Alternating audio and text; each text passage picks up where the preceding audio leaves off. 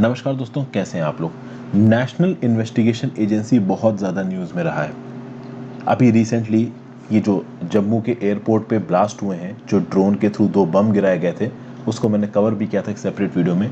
उसकी इन्वेस्टिगेशन को हैंडओवर कर दिया गया है किसको? नेशनल इन्वेस्टिगेशन एजेंसी को। नेशनल इन्वेस्टिगेशन एजेंसी अक्सर कर न्यूज़ में रहती है और कुछ गलत वजहों की वजह से भी नेशनल इन्वेस्टिगेशन न्यूज़ में रही है, एजेंसी न्यूज़ में रही है। फॉर एग्जाम्पल, जब बंगाल के इलेक्शंस हो रहे थे तो ममता बनर्जी जी और जो बाकी बंगाल के लीडर्स थे वो केंद्र सरकार के ऊपर इल्ज़ाम लगा रहे थे कि भाई नेशनल इन्वेस्टिगेशन एजेंसी का गलत प्रकार से केंद्र सरकार इस्तेमाल करके हमारे लीडर्स को टारगेट कर रही है। चलिए, वो एक पॉलिटिकल न्यूज़ है, उसमें ज़्यादा हम लोग बात नहीं करते। तो कुल मिला के यहाँ पे नेशनल इन्वेस्टिगेशन एजेंसी के बारे में यहाँ पे जानना ज़रूरी है। रीज़न भी, नेशनल इन्वेस्टिगेशन एजेंसी पर एक क्वेश्चन डेफिनेटली बन सकता है इस समय पे अगर आप बात करो। और एक और फैसेट को हम लोग यहाँ पे खंगालेंगे कि नेशनल इन्वेस्टिगेशन एजेंसी बनाने की ज़रूरत क्या पड़ी। जब नेशनल इन्वेस्टिगेशन एजेंसी 2008 में बनाई गई, उस समय ऑलरेडी इंडिया में इंटेलिजेंस ब्यूरो थी, ऑलरेडी इंडिया में रिसर्च एंड एनालिसिस विंग थी। तो ये एनआईए अलग से बना के क्या करने वाले थे आप? तो इन सब सारे क्वेश्चंस को हम लोग यहाँ खंगालने की कोशिश करेंगे। एनआईए क्या है? इंडिया की काउंटर टेररिस्ट टास्क फोर्स है। काउंटर टेररिस्ट टास्क फोर्स, तो आपने फैमिली मैन में देखा होगा, मनोज वाजपेयी एनआईए के लिए काम कर रहे थे, तो टेररिज्म को रोक रहे थे, अलग अलग प्रकार के लोगों से लड़ रहे थे। पहली बार रक्का के एक आतंकवादी से लड़ रहे थे, दूसरे सीजन में वो ये तमिल टेररिस्ट से लड़ रहे थे। अब खास बात यहाँ पे ये है, काउंटर टेररिस्ट टास्क फोर्स तो रॉ क्या करती है? What is research and analysis wing of India doing? NIA से पहले 2 एजेंसीज थी, एक थी इंटेलिजेंस ब्यूरो और एक थी आपकी research and analysis wing of India. Intelligence bureau तो जब हम आज़ाद हुए तो उससे पहले ही एग्जिस्ट करती थी। इंटेलिजेंस ब्यूरो नाम का जो ऑर्गेनाइजेशन है 23 दिसंबर 1887, जी हाँ 1987 नहीं 1887 में बना था। उस समय पे इसका नाम था सेंट्रल स्पेशल ब्रांच।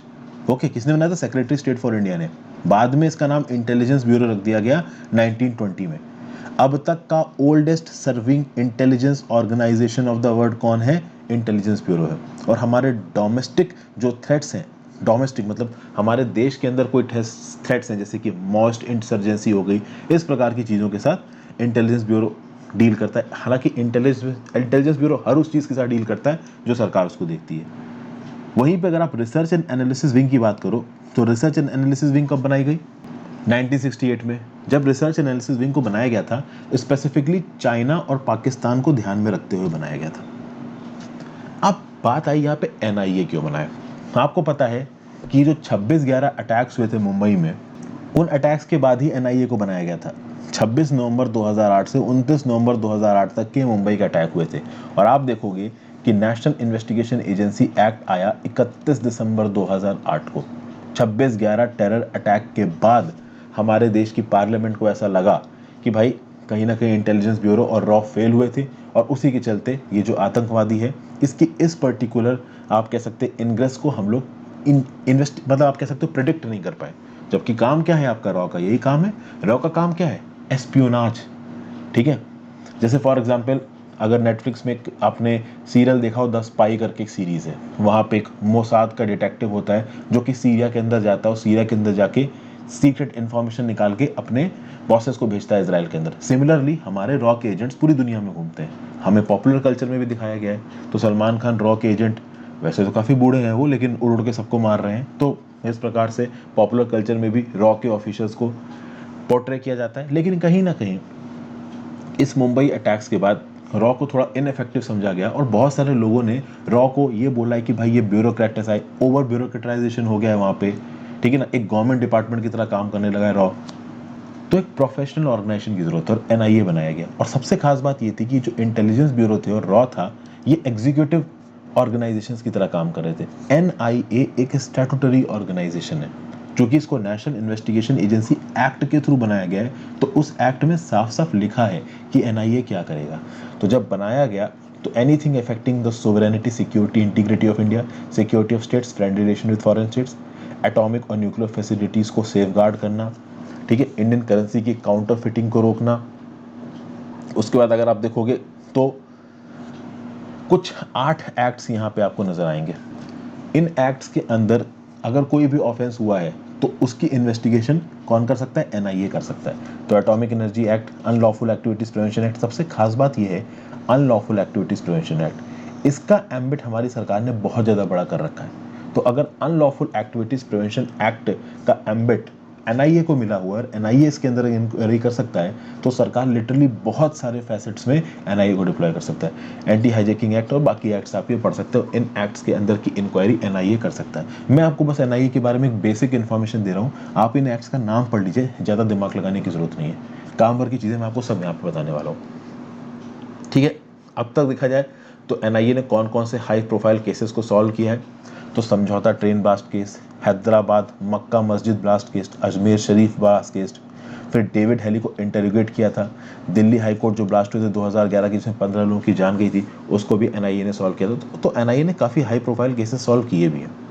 अभी के लिए अगर आप देखो तो एनआईए का रोल क्या है, एक प्रोफेशनल इन्वेस्टिगेटिव एजेंसी की तरह काम करती है। अब अगर आप रॉ के साथ इसको कंपेयर करो, रॉ क्या है, research and intelligence wing, intelligence काम है रॉ का, एस्पियोनाज काम है रॉ का, ओके।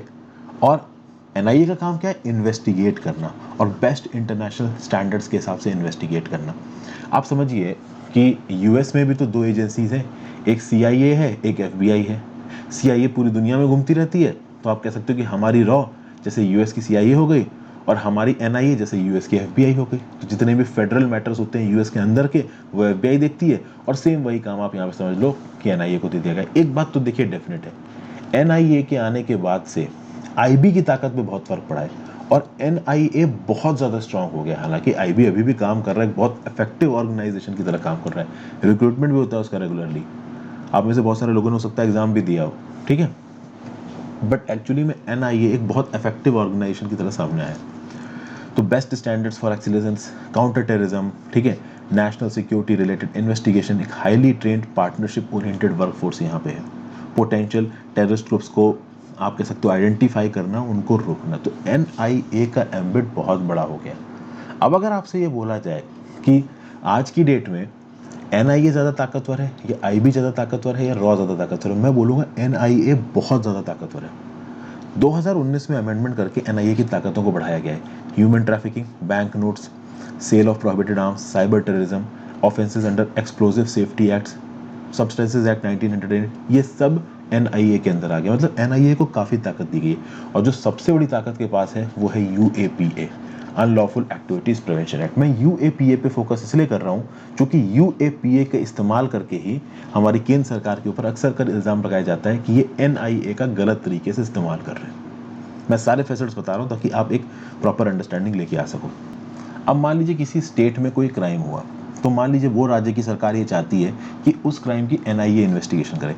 वैसे तो ज़्यादातर राज्य की सरकारें अपनी पुलिस से इन्वेस्टिगेशन करवाती हैं, बट अगर वो चाहें तो एनआईए से इन्वेस्टिगेशन करवा सकती हैं। तो इन दैट केस वो राज्य की सरकार क्या सीधे सीधे एनआईए को बोल सकती? नहीं। वो राज्य की सरकार पहले केंद्र सरकार को बोलेगी, केंद्र की सरकार एनआईए एक्ट उठा के जो भी एम्बिट है उस एम्बिट के अंदर देखेगी कि क्या इस पर्टिकुलर इन्वेस्टिगेशन में एनआईए का काम है, और अगर है तो एनआईए को काम दिया जाएगा। एनआईए में अगर आप आईपीएस या आईआरएस कैडर में हो तो आपका डेप्यूटेशन हो सकता है एनआईए के अंदर, ओके। यहाँ पे एक तरीका दे रखा है कि एक राज्य की सरकार एनआईए को केस को कैसे रेफर करेगी under section 6 of national investigation act. आप चाहे तो तरीका पढ़ सकते हो, मैं यहाँ पे आपको एक्सप्लेन करने वाला नहीं हूँ, मैं केवल इंपॉर्टेंट चीज़ आपको बता रहा हूँ और आगे बढ़ रहा हूँ। फिर एनआईए के अंदर कुछ स्पेशल कोर्ट्स भी बनाए गए हैं। तो भाई एनआईए एक्ट 2008 के अंदर सेक्शन 11 और सेक्शन 22 कुछ स्पेशल कोर्ट्स बनवाता है, एक या एक से ज़्यादा स्पेशल कोर्ट्स। तो ऑब्वियस ही बात है एनआईए के ऑफिसर्स जब इंक्वायरी करेंगे, चार्जशीट फाइल करेंगे, तो उनकी सुनवाई कहाँ होगी? इन्हीं स्पेशल कोर्ट्स में होगी। इन स्पेशल कोर्ट्स के जज को कौन अपॉइंट करेगा? सेंट्रल गवर्नमेंट अपॉइंट करेगा। किसके रिकमेंडेशंस पे? On the chief justice of the high court. कौन से हाई कोर्ट? जहां पे ये स्पेशल कोर्ट बनाया जा रहा है, ठीक है। इन स्पेशल कोर्ट्स के पास कोर्ट ऑफ सेशंस, मतलब सेशंस कोर्ट जो कि क्रिमिनल केसेस देखते हैं, उनकी जो ती ताकत होती है कोड ऑफ क्रिमिनल प्रोसीजर 1973 के अंदर। तो जो एक सेशंस कोर्ट की ताकत होती है कोड ऑफ क्रिमिनल प्रोसीजर 1973 के अंदर, वही सारी ताकतें इस स्पेशल कोर्ट के पास भी होंगी जो कि एनआईए एक्ट 2008 के अंदर बनाए गए हैं, ठीक है भाई। और स्पेशल कोर्ट का जुरिडिक्शन क्या है या क्या नहीं है, इसमें फाइनल डिसीजन किसका होगा? सुप्रीम कोर्ट का। मान लीजिए किसी पर्टिकुलर स्टेट में एक स्पेशल कोर्ट बनी है अंडर एनआईए एक्ट और सुप्रीम कोर्ट को लगता है कि वहां पर ठीक तरीके से सुनवाई नहीं हो रही है, तो किसी दूसरे स्टेट की स्पेशल कोर्ट जो कि एनआईए एक्ट के अंदर बनी है वहां पे सुप्रीम कोर्ट केस ट्रांसफर कर सकता है। इनफैक्ट एक स्टेट के अंदर अगर एनआईए एक्ट के अंदर 2 स्पेशल कोर्ट बनी है और एक स्पेशल कोर्ट में सही से सुनवाई नहीं हो रही है, ऐसा सुप्रीम कोर्ट को लगता है, तो दूसरी स्पेशल कोर्ट को केस ट्रांसफर किया जा सकता है। तो सुप्रीम कोर्ट के पास केस ट्रांसफर करने की भी यहाँ पे आज़ादी है। ऐसा नहीं है कि मतलब सुप्रीम कोर्ट का कुछ बोलना ही नहीं है अगर एनआईए एक्ट के अंदर बनी है तो। समझ गए? तो आप देख सकते हैं ये वो आपके मतलब नेशनल इन्वेस्टिगेशन अमेंडमेंट बिल 2019 में क्या क्या नई चीज़ें आई हैं, तो ये मैंने आपको यहाँ पे बता दिया। अच्छा, एक और चीज़, एनआईए के पास कुछ और एक्स्ट्रा पावर्स आई थी 2019 के अमेंडमेंट बिल से। क्या? साइबर क्राइम्स और ह्यूमन ट्रैफिकिंग, ये तो मैंने आपको बताई। और जो भी टेरर अटैक्स हुए हैं इंडियन सॉइल पे या इंडियंस के अगेंस्ट, उनकी इन्वेस्टिगेशन एनआईए फॉरेन में भी जाके कर सकता है। लेकिन ऐसे केसेस में फॉरेन के जो डोमेस्टिक लॉज है वो भी अप्लाई होंगे और इंटरनेशनल ट्रीटीज अप्लाई होंगी। मतलब ओपनली यहाँ पे सरकार ने इंटरनेशनल ट्रीटीज को वायलेट नहीं किया, एनआईए अपनी इन्वेस्टिगेशन इंटरनेशनल लॉ के हिसाब से ही करेगा। अब एनआईए के ऊपर कुछ इल्ज़ाम लगाए जाते हैं। ऐसा बोला था सेंट्रल स्टेट के बीच में पावर को सेंट्रल के फेवर में घुसाता है, मतलब घुमाता है एनआईए। कैसे? देखिए, अगर केंद्र सरकार ने बोल दिया कि किसी पर्टिकुलर केस में एनआईए इन्वेस्टिगेशन करेगा, तो फिर उसमें एनआईए ही इन्वेस्टिगेशन करेगा, फिर राज्य की सरकार ज़्यादा कुछ कर नहीं सकती। और फिर एनआईए इन्वेस्टिगेशन करते वक्त राज्य की सरकारों से परमिशन भी नहीं लेगा। अभी क्या होता है कि लॉ और ऑर्डर के मैटर से रिलेटेड अगर किसी राज्य की सरकार इन्वेस्टिगेशन कर रही है, उस राज्य की पुलिस इन्वेस्टिगेशन कर रही है, तो किसी दूसरे राज्य की पुलिस या इंटेलिजेंस ब्यूरो अपने आप जाके इन्वेस्टिगेशन नहीं कर सकती है अनटिल अनलेस राज्य सरकार से परमिशन ना ली जाए।